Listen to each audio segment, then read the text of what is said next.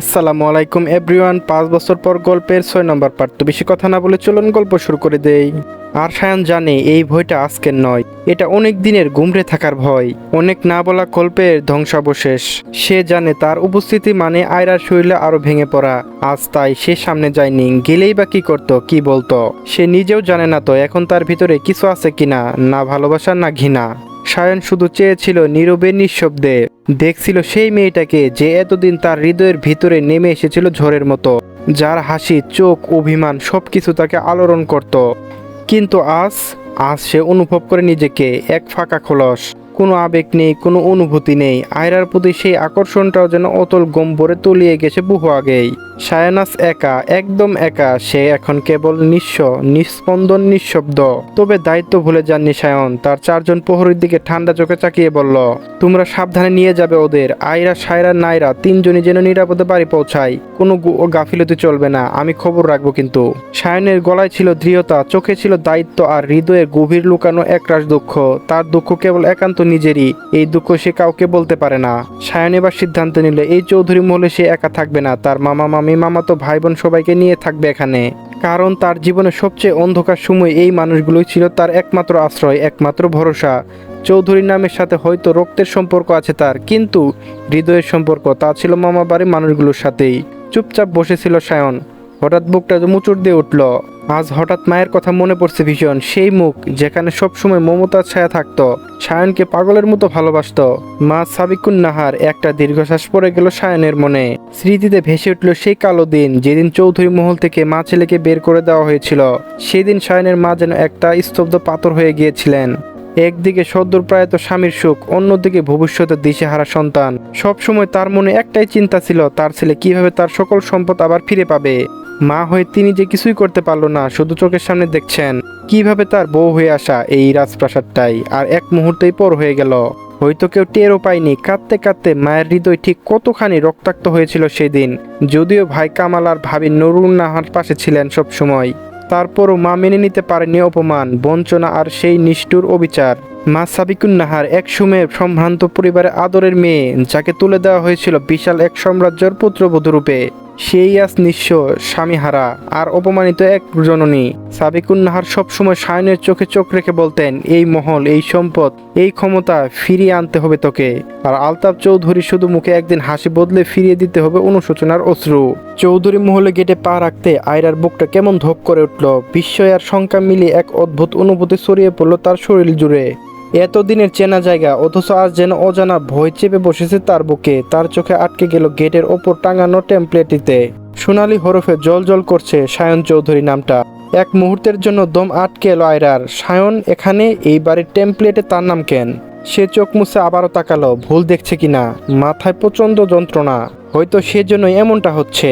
নিজেকে বোঝাতে গেল ঠিক তখনই 2জন মেয়ে, যাদের পরনে ছিল একই রকমের সিপসাপ ইউনিফর্ম, হঠাৎ করে তাকে ঘিরে ধরল। কিছু বোঝার আগেই তারা তাকে আলতো করে বাড়ির ভিতরে টেনে নিতে শুরু করলো।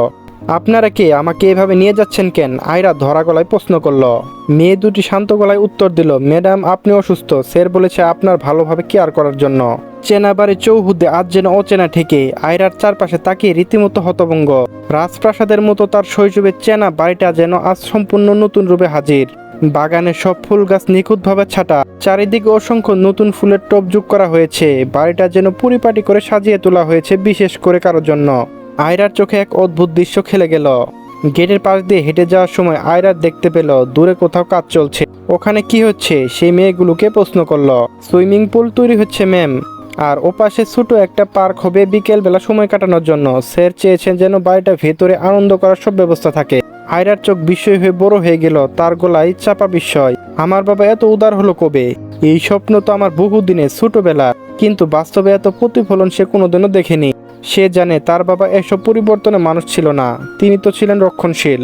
এমন উদারতা কখনোই দেখেননি। তাহলে কে? চিন্তার ঝড় মাথায় ঘূর্ণিঝড় তুলছে। ঠিক তখনই এসে পৌঁছালো পার্কিং লটে। আয়রার বুক ধুক করে উঠল, হৃদয় স্পন্দন বেড়ে গেল। আয়রার বুক ধক করে উঠল, হৃদয় স্পন্দন বেড়ে গেল।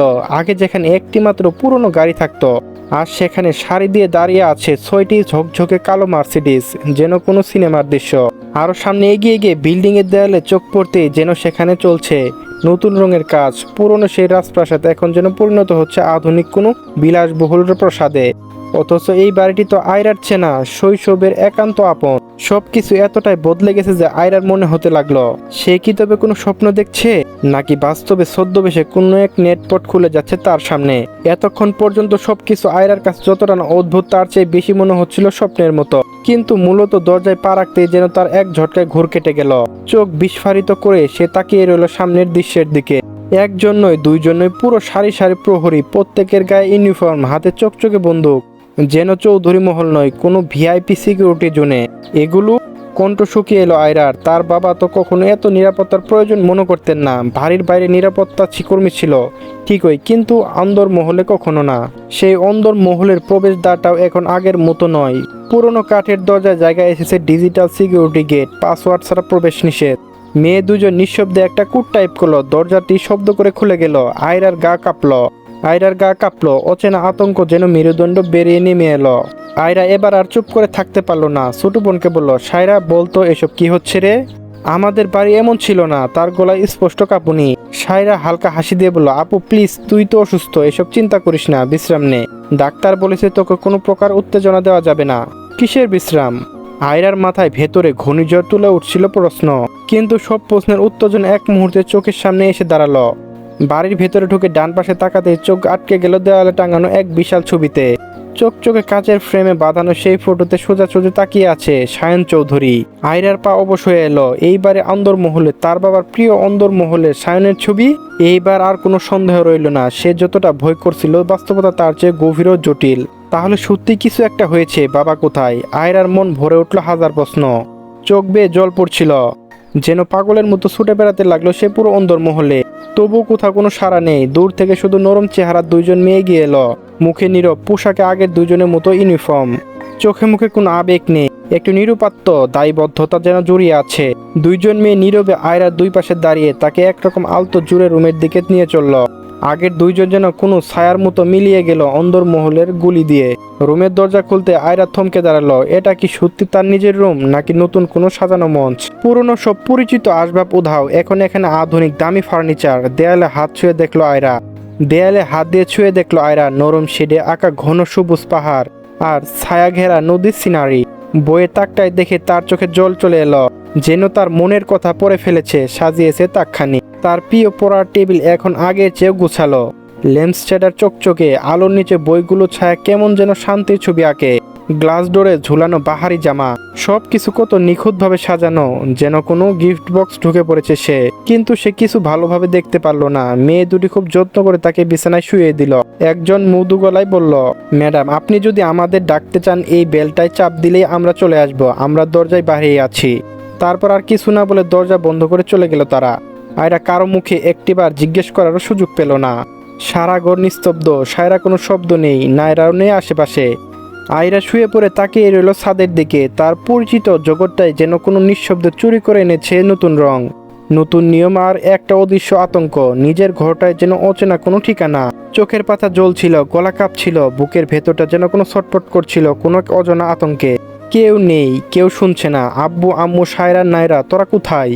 আয়রা হঠাৎ চিৎকার করে উঠল। তার গলার শব্দে যেন সারা অন্দরমহল কেঁপে উঠল। সেকেন্ড খানেক পরে একে একে দরজা খুলে হাজির হলো 20-25 জন প্রহরী। সবার পরনে ইউনিফর্ম, হাতে অস্ত্র, চোখে মুখে কাঠিন্য। কিন্তু আয়রা হতবাক। সে কি তাদের ডাক দিয়েছিল? তোমরা কেন এলে? আমি তো আমার আব্বু আম্মু আর বোনদের ডাকছিলাম। কোনটা কেঁপে কেঁপে ওঠা রাগ, অভিমান আর ভয়ের মিশেষ। একজন প্রহরী মাথা নিচু করে জবাব দিল, ম্যাডাম ওপার তলায় এখন শুধু আপনি, আপনার 2 বোন আর সায়ন স্যার থাকেন। আপনার বাবা মা এখন নিচের ফ্লোরে। সায়ন স্যার? আয়রার কণ্ঠ এক লাফে উচ্চ স্বরে পৌঁছায়।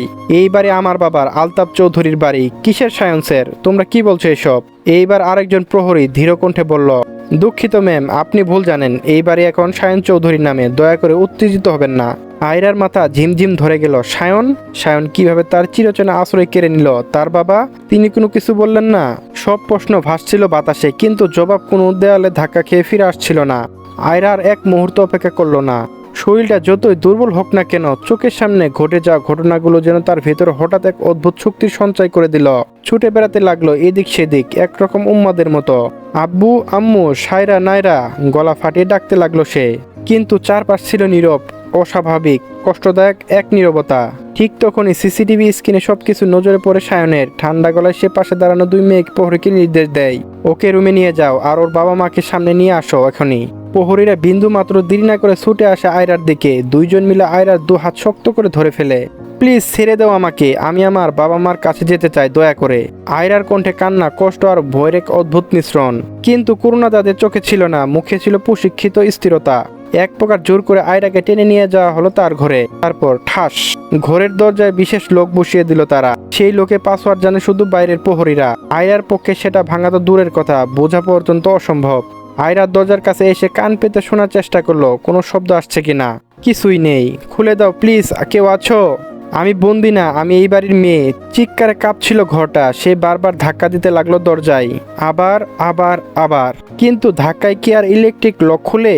আয়রার হৃদয়ের দরজাগুলো একে একে বন্ধ হয়ে যেতে লাগলো। সে এখন শুধু জানে কোনো এক গভীর ষড়যন্ত্রের মধ্যে সে আটকে পড়েছে এবং সায়নী হয়তো তার মূল কারিগর। চলবে পরবর্তী পার্ট খুব তাড়াতাড়ি দেওয়া হবে। সবাই চ্যানেলটি সাবস্ক্রাইব করে রাখবেন। ধন্যবাদ।